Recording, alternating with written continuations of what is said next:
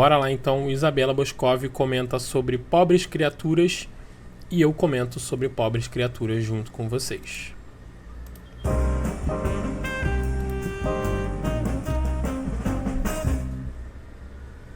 Se eu fosse votante da Academia e tivesse que escolher a minha preferida ao Oscar de melhor atriz esse ano, eu cairia no choro.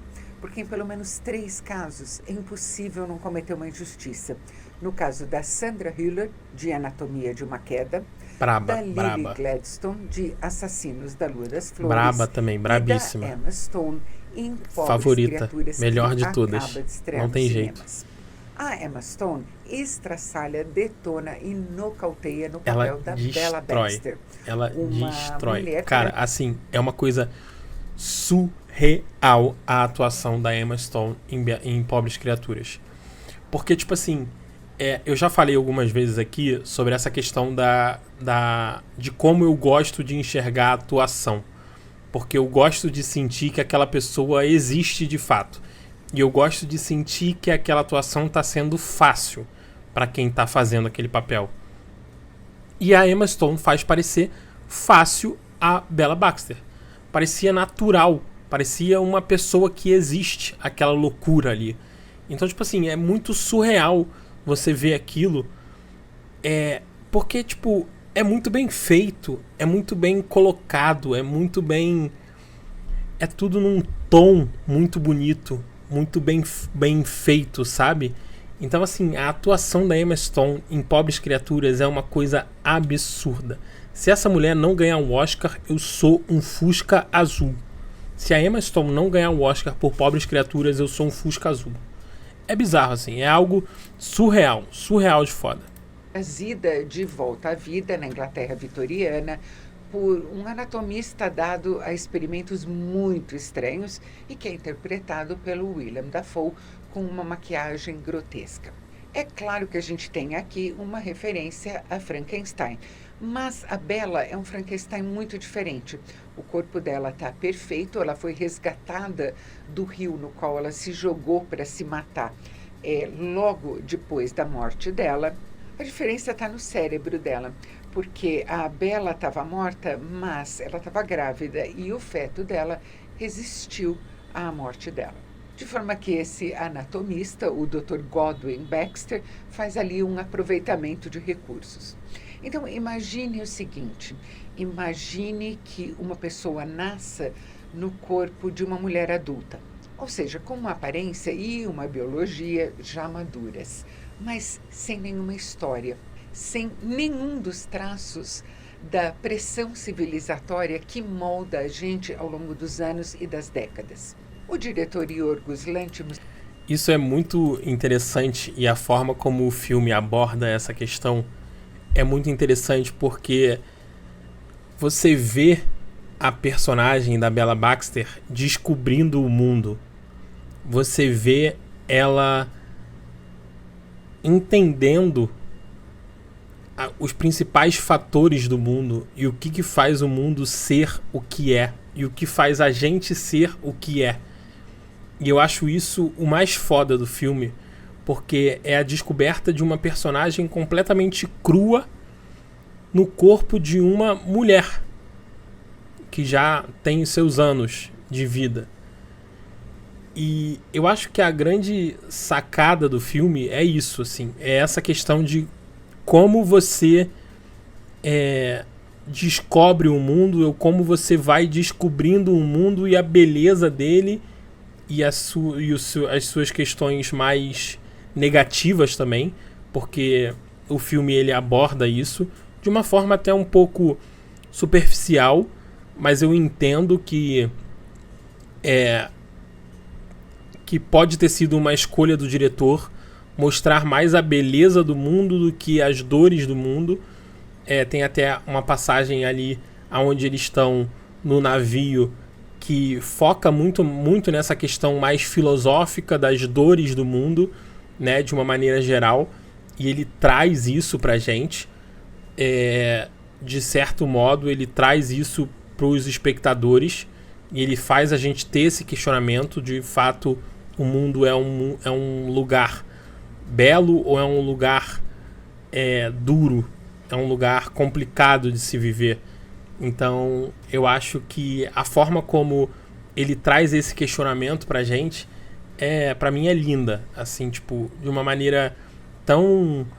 Mas é uma forma tão alegórica de trazer um questionamento que o filme passa essa vibe de estranho, de esquisito, e muitas pessoas vão achar ele muito louco, muito maluco e tudo mais, mas tanto é que eu acho que Pobres Criaturas não é um filme pra todo mundo, se é que isso existe. Isso é uma discussão que a gente pode até ter, se isso de fato existe, se existe um filme que não é pra todo mundo.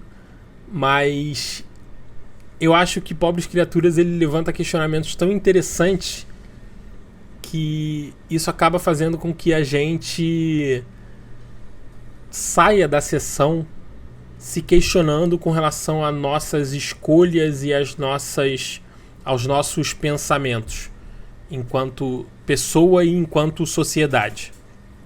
E eu acho isso muito foda. Um filme que consegue fazer você se questionar enquanto pessoa, pra mim ele cumpriu o seu papel. Porque pra mim esse é o papel do cinema, fazer você se questionar enquanto pessoa e fazer a gente se questionar enquanto sociedade. Isso eu acho muito foda. Pra mim é o papel da arte. Ela pode servir de entretenimento, mas ao mesmo tempo que ela serve entretenimento e questionamento, porra, é foda, é cinema. Que já tinha tirado uma interpretação absolutamente fenomenal da Emma Stone em A Favorita, faz ela ir além, ou mais além do que o além. O trabalho de expressão corporal e vocal da Emma Stone, principalmente no começo do filme, quando ela ainda não sabe coordenar bem os movimentos dela e tem muita dificuldade em falar ainda, é um estrondo. E a história, que aliás é adaptada de um livro muito cult de um escritor escocês, o Alasdair Gray, quase que imediatamente vira uma espécie de épico cômico, com muita fantasia no meio. Isso porque, como o corpo, o intelecto e as emoções da Bella estão totalmente fora de sync, ela muito rápido também descobre, graças ao conteúdo de uma fruteira, as possibilidades do prazer sexual.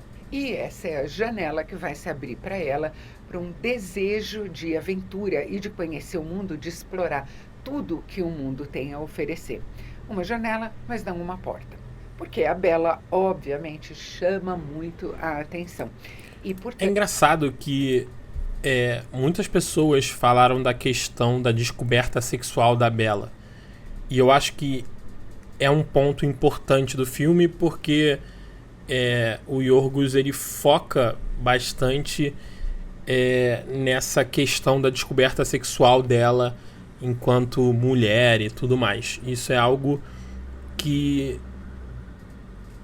existe no filme e é um ponto, ao meu ver, importante.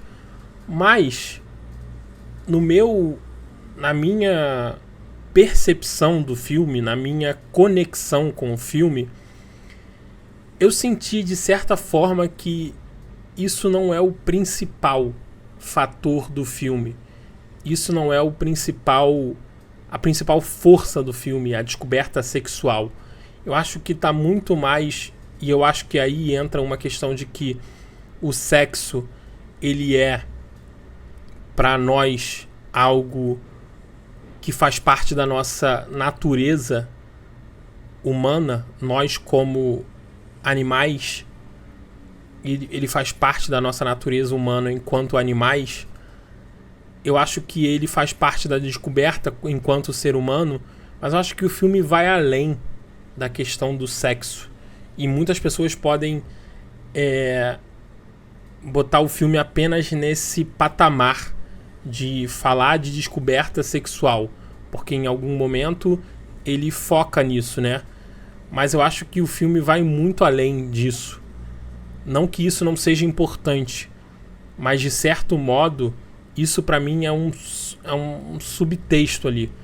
É um meio para chegar na discussão final, que pra mim vai além da questão sexual, vai além da questão da descoberta sexual, vai de encontro com a descoberta enquanto ser humano em si, enquanto sociedade em si. Escolhas e caminhos e, enfim, tudo nesse sentido. Eu acho que o filme vai muito mais nesse aspecto. E pode ser que ele seja diminuído por trazer muito essa questão do sexo. E muitas pessoas discutiram, né, o fato dele ser um diretor homem e trazer a questão da descoberta sexual feminina em pauta, e o filme ter muitas cenas de nudez, muitas cenas de sexo explícito, né, de uma certa forma isso ser algum problema. Eu sinceramente não vejo problema, se a própria Emma Stone falou que em nenhum momento sentiu que isso era um problema para ela. Mas eu acho que a questão do sexo no filme, para mim, ela fica em segundo plano. Ela tem importância, porque ela tem importância para nós humanos enquanto animais, mas ela tá em segundo plano porque ela não é o mais importante. E talvez isso vai depender muito da leitura de cada pessoa, né? Da importância que a pessoa dá pro sexo. Tanto o Dr. Godwin e o assistente dele, que logo se apaixona pela Bella, o Max, mantém ela prisioneira dentro da casa, que é também ela fantástica, do anatomista. Quando eu digo fantástico, é nos dois sentidos da palavra. Uma das coisas mais incríveis dos filmes do Yorgos Lanthimos é sempre a direção de arte, a concepção visual toda. O filme é muito bonito. Se reflete muito nos cenários, bonito. no figurino, na fotografia, no uso das cores e no uso das lentes. Ele gosta muito, por exemplo, de, em vários momentos, usar aquela lente olho de peixe que deforma toda a imagem. E se isso já era um traço muito marcante nos filmes anteriores dele, aqui ele eleva isso à enésima potência. É uma coisa de olhar esse filme, tem tanta coisa para ver o tempo todo, é tão bonito, é tão criativo, é de uma fantasia tão sem rédeas que realmente são 2 horas e tanto nas quais não tem uma cena sequer em que não tenha 1000 coisas para descobrir na imagem. É tudo muito belo, assim. Cada cena parece uma pintura, e isso é algo que deixa você fascinado, assim, com aquela beleza, com a forma como a história é contada, com a forma como a história é trazida para você, porque além do texto em si, que é muito, muito bom, tem a questão da imagem, né? Tem a questão do visual, que é uma questão muito bonita. A forma como você vê aquelas cenas é tudo muito lindo, e são muitos detalhes, é tudo muito, muito minucioso, tudo muito planejado ali, e eu acho isso lindo, assim. Eu acho o filme em si é muito bonito, a fotografia do filme é muito bonita.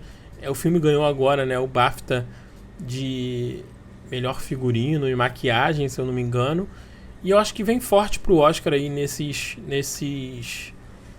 aspectos, porque nessas categorias, porque realmente é um filme que se destaca dos demais.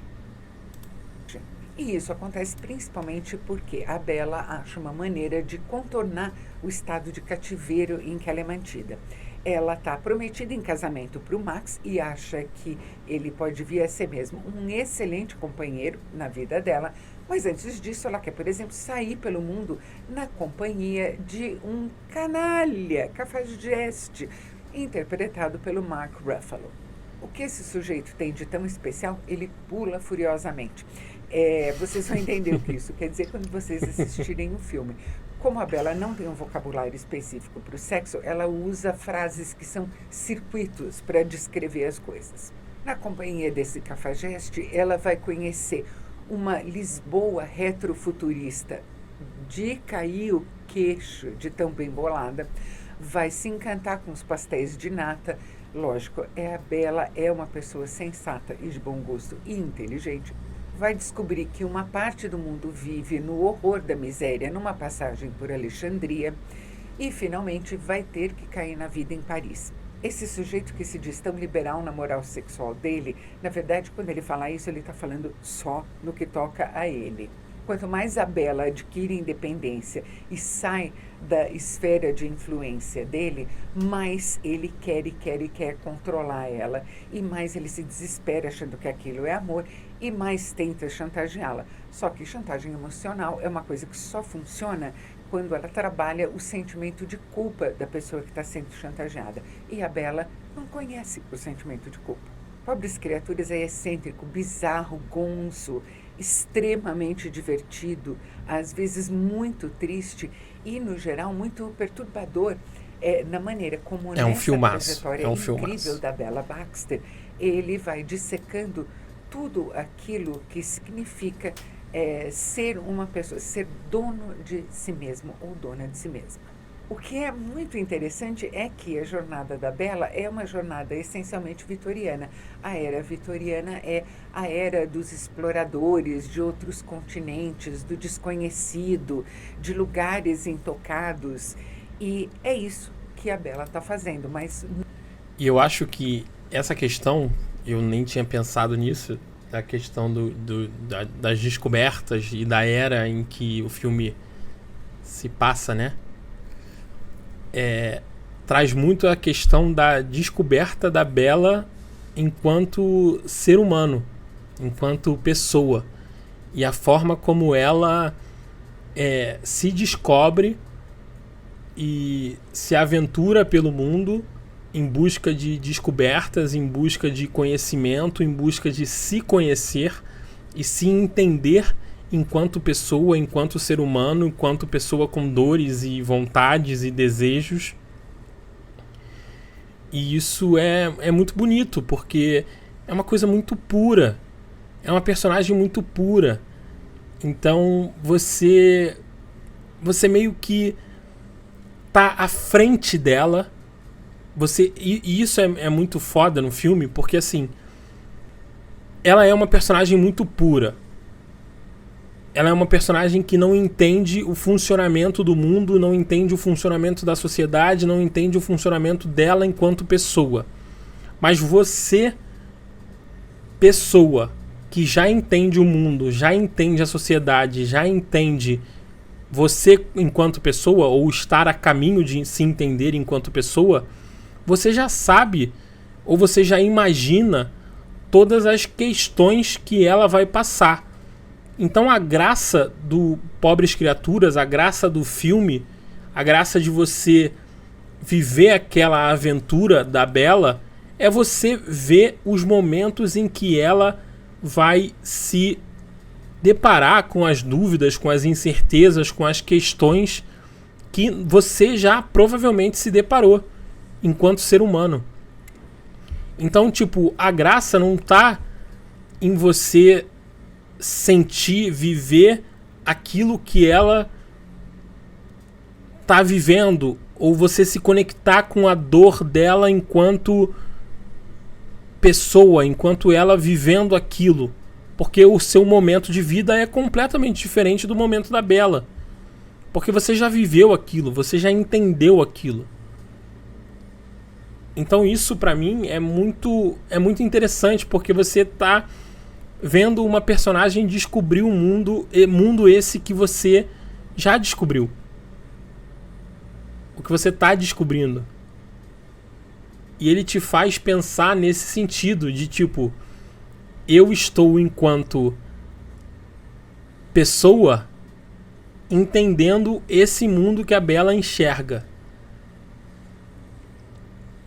Mas eu já entendi o mundo da maneira como eu enxergo. É muito louco isso. É muito louco. O cinema é foda. O cinema é muito foda. Numa outra dimensão. Cada etapa dessa trajetória está mapeada nos mínimos detalhes, em cada gesto, cada expressão, cada movimento da Emma Stone em cena. Eu fiquei realmente assombrada de ver a interpretação absurdo dela. E não há como descrever também o trabalho que o Yorgos Lanthimos faz aqui. A quantidade de referências literárias, cinematográficas, pictóricas, musicais que ele coloca aqui para costurar essa história é acachapante. Elas vão desde o cinema de mágica e fantasia do Georges Méliès, um dos pioneiros da arte cinematográfica, passam evidentemente por Frankenstein na literatura e no cinema, principalmente o clássico A Noiva de Frankenstein. Isso sem falar na Ilha do Dr. Moreau, porque as criaturas que moram na casa do Dr. Godwin são demais de engraçadas.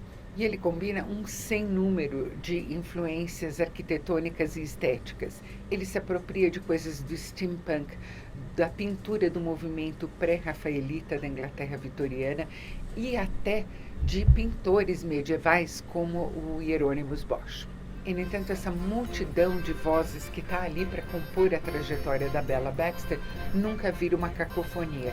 Ele sempre sabe exatamente por que ele está usando cada elemento e onde. Eu nunca vejo uma vez só um filme do Yorgos Lanthimos. Esse aqui eu acho que eu vou ter que ver várias vezes. Se você gostou desse vídeo, não se esqueça de curtir. Like na rainha. E é isso, cara. Pobres Criaturas é um filmaço. É um filme que eu me surpreendi muito com a atuação da Emma Stone, com a forma como o filme me fez sair do cinema. Eu gostei muito da forma como eu saí do cinema, como o filme me fez questionar muitas coisas, tentar entender muitas coisas, me questionar enquanto ser humano, enquanto pessoa. E essas questões assim da forma como a gente entende o mundo e acompanhar uma personagem completamente crua para o mundo faz com que a gente tenha uma visão muito louca de tudo que ela vive e a gente tá um passo à frente dela. Isso é muito, muito foda, porque a gente meio que já sabe o que vai acontecer com ela.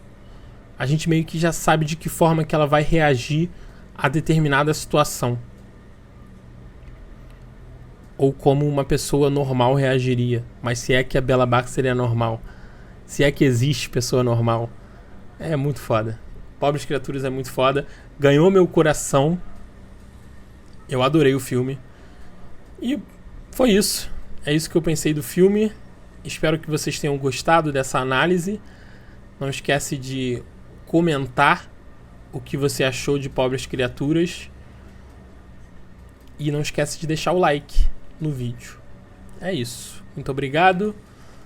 Um beijo e até a próxima.